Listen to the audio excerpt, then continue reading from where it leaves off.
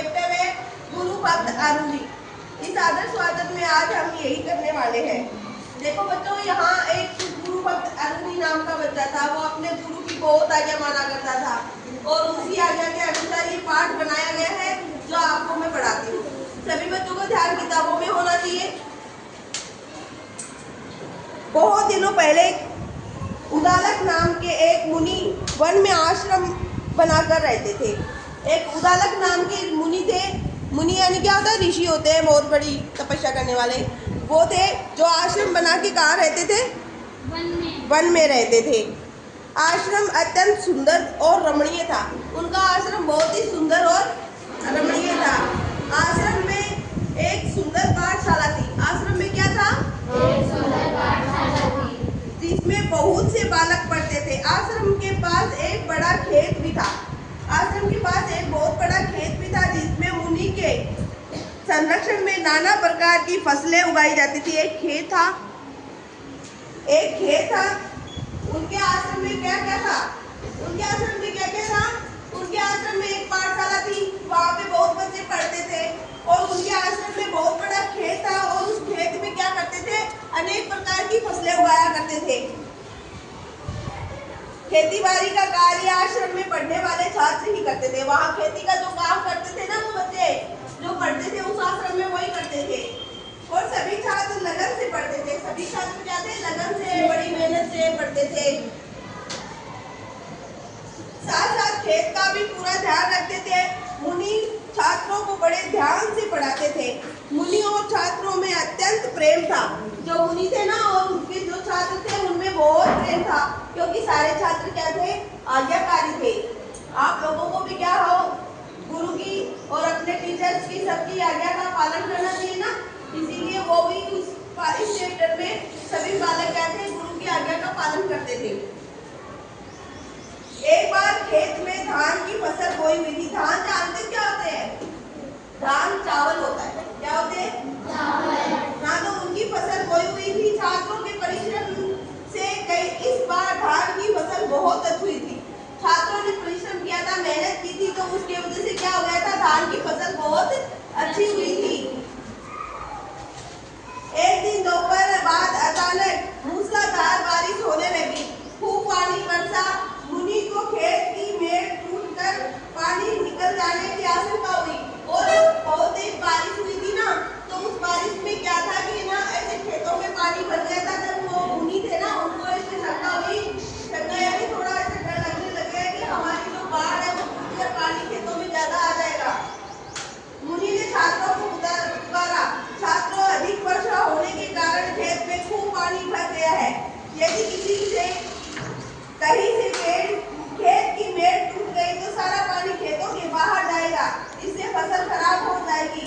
क्या कोई छात्र खेत पर जा सकता है? मुनि ने कहा था एक छात्र को कि कोई भी छात्र खेत में जा सकता है, इसलिए क्योंकि जो बारिश का पानी था वो मेड़ टूटकर खेतों से बाहर चला जाएगा, उसे रोकने के लिए मुनि ने अरुणी को बताया। अब उनके शिष्यों में एक शिष्य था जिसका नाम था अरुणी। क्या नाम था? अरुणी। हाँ, तो मुनि ने अरुणी को बोला, गुरुजी मैं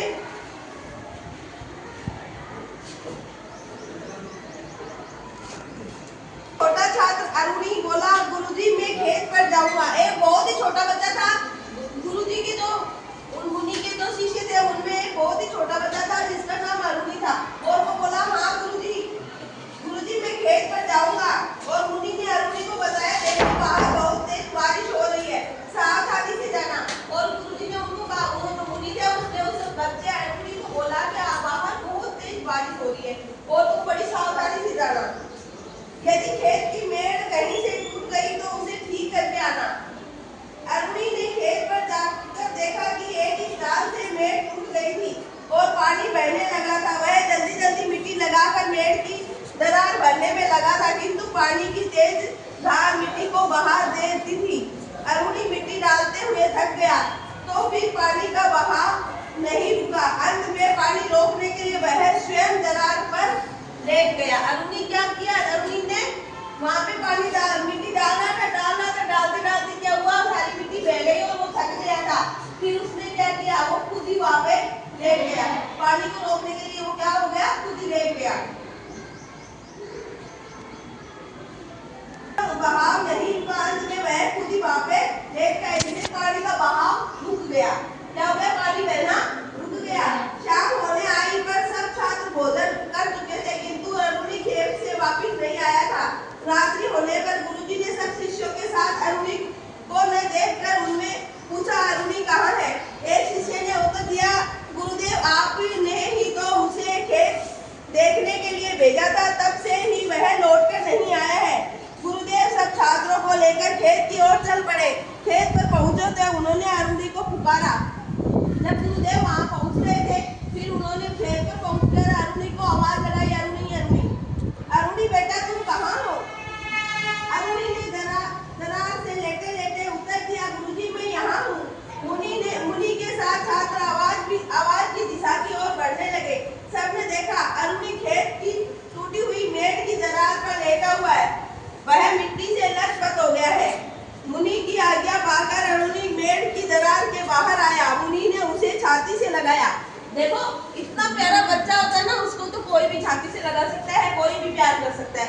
इतनी आज्ञा मानी, अपनी जान की परवाह किए बगैर उसने अपने गुरु की आज्ञा का पालन करने के लिए अपने आप को वहां पे लेटा दिया।